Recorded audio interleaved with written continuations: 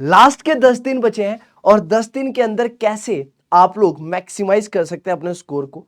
कौन से ऐसे पॉइंट है जहां पर आप लोगों को बहुत ज्यादा ध्यान देने की जरूरत है और कौन सी ऐसी चीजें हैं जो आप लोगों को अवॉइड करनी चाहिए इन 10 दिनों के अंदर, ताकि आप लोग जितना ज्यादा स्कोर कर सकते हैं उतना ज्यादा स्कोर कर पाए इस एग्जाम के अंदर। बहुत सारे बच्चे पूरे साल की प्रिपरेशन को वेस्ट कर देते हैं इन 10 दिन के अंदर प्रॉपर तरीके से चीजों को एनालाइज ना करके। इसके अंदर बहुत सारे रीजंस हो सकते हैं जो कि बच्चे जनरली बताते हैं कि सर हम बहुत ज़्यादा टेंस्ड हैं कि क्या होगा क्या नहीं होगा, एग्ज़ाम प्रेशर है, एग्ज़ाम फियर है और मुझे ऐसा लगता है कि शायद मेरा स्कोर बहुत अच्छा नहीं आएगा। सर मैंने पूरे साल तो बहुत अच्छी तरह से प्रिपरेशन करी है लेकिन लास्ट टाइम के अंदर पता नहीं मैं वैसा परफॉर्म कर पाऊंगा या फिर नहीं कर पाऊंगा। तो कौन कौन सी ऐसी चीज़ें हैं जिनके ऊपर आप लोगों को ध्यान देना चाहिए ताकि आप सब लोगों का स्कोर मैक्सिमाइज हो सके इस एग्जाम के अंदर, आइए डिस्कस करते हैं। डिस्कस करने से पहले मैं प्रिंस स्वागत करता हूं आप सब लोगों का एक बार फिर से आपके अपने चैनल सीयूटी पीजी वाला पे, जो करवाता है आपको सबसे बेहतरीन तैयारी आपके सीयूटी पीजी एग्जाम की। इन चीजों के ऊपर अगर आप डेफिनेटली ध्यान देंगे तो आप लोगों के स्कोर इंक्रीज करेंगे और इस चीज की एश्योरेंस मैं आप लोगों को दे सकता हूं। लेकिन इंपॉर्टेंट ये है कि आप लोग इन चीजों को फॉलो करें। बहुत सारे बच्चे ऐसे होंगे जो सिर्फ इन चीजों को सुनेंगे लेकिन इंप्लीमेंट करने की कोशिश नहीं करेंगे। तो ये समझते हैं। तो सबसे इंपॉर्टेंट पॉइंट ये आता है कि आपको क्या करना चाहिए इन 10 दिनों के अंदर। तो सबसे पहले बात करेंगे तो पहला पॉइंट यहां पर है कि focus on high yield revision. ज्यादा से ज्यादा फोकस करिए रिवीजन के ऊपर। अब रिवीजन का मतलब यहां पर क्या है कि जैसे स्पेसिफिकली अगर मैं इकोनॉमिक सब्जेक्ट की बात करूं तो 8 से 10 डोमेन्स आपके पास यहां पर ओवरऑल है जिनकी रिवीजन्स आप लोगों को यहां पर करनी है, जैसे कि micro economics, macro economics, stats, mathematical economics, econometrics, Indian economic development, budget, survey, current affairs और कुछ मिसलेनियस टॉपिक्स जो यहां पर आप लोगों को देखने के लिए मिलते हैं। तो अब ऐसा होगा कि बहुत सारे बच्चों ने 10 की 10 यूनिट को बहुत अच्छी तरह से कवर नहीं किया होगा। तो आपने अगर मान लेते हैं 8 यूनिट को कवर किया है तो 8 की 8 यूनिट को आप लोगों ने क्या करना है, रिवाइज करना है। और इसको रिवाइज करने के लिए आप सब लोग यहां पर क्या करने वाले हैं, यूज करने वाला है एक स्पेसिफिक टेक्निक को। और वो स्पेसिफिक टेक्निक हमारी ओवरऑल क्या रहने वाली है कि यहां पर आप लोग ध्यान देंगे कि भाई सबसे पहले कौन से टॉपिक को मुझे रिवाइज करना है।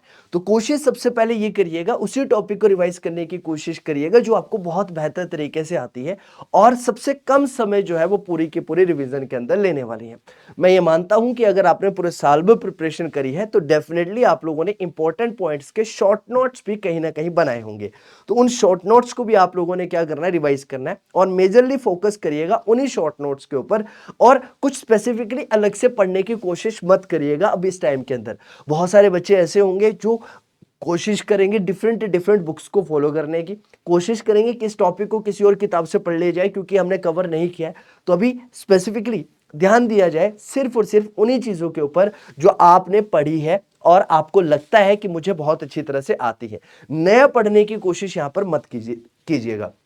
Second important point, mock test की प्रैक्टिस के ऊपर ध्यान दीजिएगा। अब ये 10 दिन के अंदर आपको एटलीस्ट 4 से 5 मॉक टेस्ट देने हैं। ये 4 से 5 मॉक टेस्ट ना सिर्फ आपको सब्जेक्ट की क्लैरिटी देंगे बल्कि ये सुनिश्चित करेंगे कि आपके एग्जाम के अंदर जो है वो टाइम किस हिसाब से आपने एलोकेट करना है क्वेश्चंस के ऊपर। इन मॉक टेस्ट को देने के साथ ही आप लोगों के साथ में एक कॉन्फिडेंस बिल्ड करने का काम भी ये मॉक टेस्ट जो है वो करने वाले हैं। 4 से 5 मॉक टेस्ट अगर आप लोग देते हैं तो जब आप लोग इसके स्कोर्स को इवेल्युएट करोगे तो डेफिनेटली आपको ये कॉन्फिडेंस देंगे कि यार मेरे को अच्छी तरह से सारी चीजें आती है, कितना मैं स्कोर कर रहा हूं। तो वहां से एज्यूम करके चलिएगा कि 10 to 15 मार्क्स का वेरिएशन एग्जाम के अंदर। अगर आपने मॉक टेस्ट दिया, अगर मॉक टेस्ट के अंदर फॉर एग्जाम्पल आप 200 स्कोर कर रहे हैं मार्क्स, तो आप लोग एज्यूम करिएगा कि एग्जाम के अंदर या तो आप 190 या फिर 210 के आसपास जो है वो स्कोर करने वाले हैं। थर्ड इंपॉर्टेंट पॉइंट यहां पर है मेंटेन गुड हेल्थ। बच्चे क्या करते हैं इन 10 दिनों के अंदर कोशिश करते हैं कि वो सब कुछ पढ़ ले। तो जो एफिशिएंसी वो पहले 10-10 घंटे दिखा रहे थे अब वो उसको बढ़ाकर 20 घंटे कर देते हैं और 4 घंटे की नैप लेने की कोशिश करते हैं। अब होगा क्या कि इनिशियली जब आप ऐसा करने की कोशिश करेंगे तो आपकी बॉडी क्योंकि इन चीजों को अडॉप्ट करने के लिए रेडी नहीं है, तो होगा क्या कि इनिशियली जब आप इन चीजों को कवर करने की कोशिश करेंगे तो ऐसा होगा कि एक पर्टिकुलर पॉइंट ऐसा आएगा जहां पर आप अपनी एनर्जी को एग्जॉस्ट कर जाएंगे और ऐसा अगर आपको एग्जाम के अंदर देखने के लिए मिले तो आपकी जो पूरे साल की जो प्रिपरेशन है वो खराब हो जाएगी। तो कोशिश करिएगा कि अच्छी हेल्थ के साथ में, पीस ऑफ माइंड के साथ ही एग्जाम को टैकल करने की कोशिश करिए। डर सबको लगता है लास्ट के टाइम के अंदर, ऐसा कोई भी स्टूडेंट नहीं है, या फिर हम भी जब स्टूडेंट थे तो हमारे साथ भी ऐसा नहीं था कि हमें डर नहीं लगता था। लेकिन अपने प्रिपरेशन के ऊपर आप लोग ट्रस्ट रखिए, बिलीव रखिए कि आपने जितनी पढ़ाई करी है वो सबसे बेहतरीन है, आप लोगों ने सबसे बेहतरीन तरीके से अपने टाइम को यूटिलाइज किया है। तो अपनी हेल्थ के साथ कॉम्प्रोमाइज करके प्लीज मत जाइएगा और ज्यादा से ज्यादा मॉक टेस्ट प्रैक्टिस करने की कोशिश करिएगा। फोर्थ इंपॉर्टेंट पॉइंट यह है कि डोंट स्टडी अनटच टॉपिक। अब ये गलती बिल्कुल मत करना, ये मैं आप लोगों से एक रिक्वेस्ट कर रहा हूं कि अब ये बिल्कुल भी मत करना कि जो नए टॉपिक हैं जो आपने नहीं पढ़े या फिर जिनको खोलकर भी नहीं देखा है उनको पढ़ने की कोशिश आप लोग यहां पर अगर करोगे तो जो पढ़ा है उसको भी रिवाइज नहीं कर पाओगे, और इसका रिजल्ट ये होगा कि जहां आप 180 मार्क्स स्कोर कर रहे होंगे, 90 कर रहे होंगे, वहां पर 20 to 30 मार्क्स का ड्रास्टिक डिक्रीज आपको देखने के लिए मिल जाएगा। तो सिर्फ उन्हीं टॉपिक्स को पढ़ने की कोशिश करिए जो आप लोग पढ़ चुके हैं, नए टॉपिक को स्टडी मत करिएगा लास्ट के टाइम के अंदर। अगर बिलीव करिएगा मेरी इस बात का, अगर आप 80 to 85% भी सिलेबस एक्यूरेसी के साथ कवर करके जा रहे हैं, आप तब भी अपने ड्रीम कॉलेज के अंदर सिलेक्शन ले लेंगे अगर आप लोग नए टॉपिक की तरफ ना जाएंगे तो। Then create 10 days revision plan, ये सबसे ज्यादा इंपॉर्टेंट है। इस 10 दिन को बाइफरकेट कर लीजिए कि मैं इस 10 दिन को कैसे स्टडी करने वाला हूं। आप लोग पोमोडोर टेक्निक का यूज कर सकते हैं जहां पर आप हर 1 घंटे की प्रिपरेशन को एलोकेट कर सकते हैं 50 to 10 के रेशियो के अंदर, जहां पर आप 50 मिनट स्टडी कर सकते हैं, 10 मिनट का ब्रेक ले सकते हैं। तो इस बेसिस पर सिलेबस के साथ साथ mock test previous year questions को भी सॉल्व करिएगा। Then second, solve previous year questions. Mock test तो आप दे रहे हैं लेकिन प्रीवियस ईयर क्वेश्चंस को भी जरूर देखिएगा, क्योंकि प्रीवियस ईयर क्वेश्चन से आपको एग्जामिनर के माइंडसेट का पता लगेगा कि एग्जामिनर जनरली किस हिसाब से क्वेश्चंस को पूछता है। Third important point, focus on weak areas. ये वीक एरियाज का मतलब टॉपिक्स को पढ़ना नहीं है जो आपने पहले पढ़े नहीं है। अनटच्ड एरिया को टच करने का मतलब नहीं है वीक एरियाज का। वीक एरियाज का मतलब है जो टॉपिक्स आपने पढ़ लिए लेकिन आपको ऐसा लगता है कि मेरे लिए थोड़े से वीक पोर्शन है, मैंने इनको पढ़ा तो है लेकिन मुझे कुछ कुछ डाउट इन कॉन्सेप्ट्स के अंदर हो जाता है, तो उनको रिवाइज कर लीजिएगा। Use active recall and revision notes. Revision अगर करी है, नोट्स अगर बनाए हैं तो उन नोट्स को रिवाइज करिए, रिवाइज करिए, रिवाइज करिए, और एक्टिव रिकॉल मेथड्स का यूज करिए। यानी कि कई बार हम लोग जो भी पढ़ते हैं उसको रिकॉल करने की कोशिश यहां पर इस प्रोसेस के अंदर करते हैं। जैसे कि अगर मैंने किसी टॉपिक को समझा तो मैं इसको माइंड के थ्रू एनालाइज करने की कोशिश करूं कि इस पूरे के पूरे कॉन्सेप्ट के अंदर चीजें जो है वो इस हिसाब से अलाइंड है, ताकि आपका कॉन्सेप्ट बेहतर तरीके से क्लियर हो जाए। अब अगला पॉइंट ये आता है कि क्या नहीं करना है। पहला important point, don't start new topic. नया टॉपिक शुरू मत करिएगा, मत करिएगा और मत करिएगा। अगर अब आपने नया टॉपिक स्टार्ट किया तो डेफिनेटली उन टॉपिक्स के ऊपर भी इंपैक्ट पड़ेगा जो आपको बहुत अच्छी तरह से आते हैं।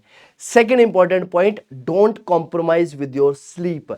एटलीस्ट 6 घंटे की स्लीप डेफिनेटली लीजिएगा।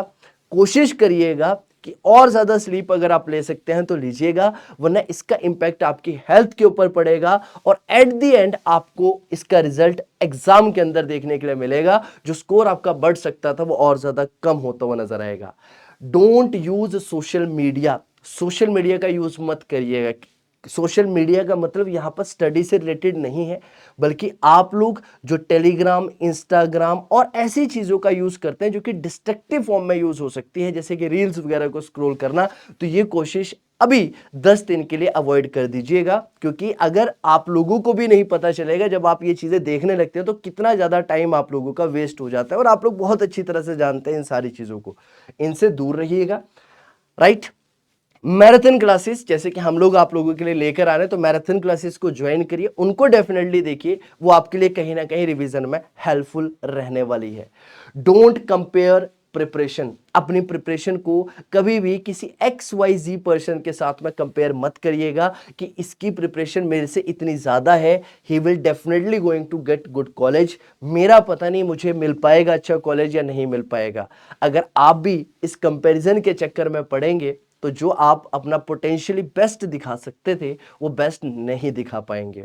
तो उम्मीद करता हूं कि आप इन चीज़ों को डेफिनेटली अपने लाइफ के अंदर इन 10 दिनों के लिए इनकलकेट करने वाले हैं और अपनी सिलेक्शन को सुनिश्चित करने वाले हैं। तो जुड़े रहिए इसी तरह की वीडियो के लिए हमारे इस चैनल के साथ। तब तक के लिए टेक केयर। जय हिंद, जय भारत।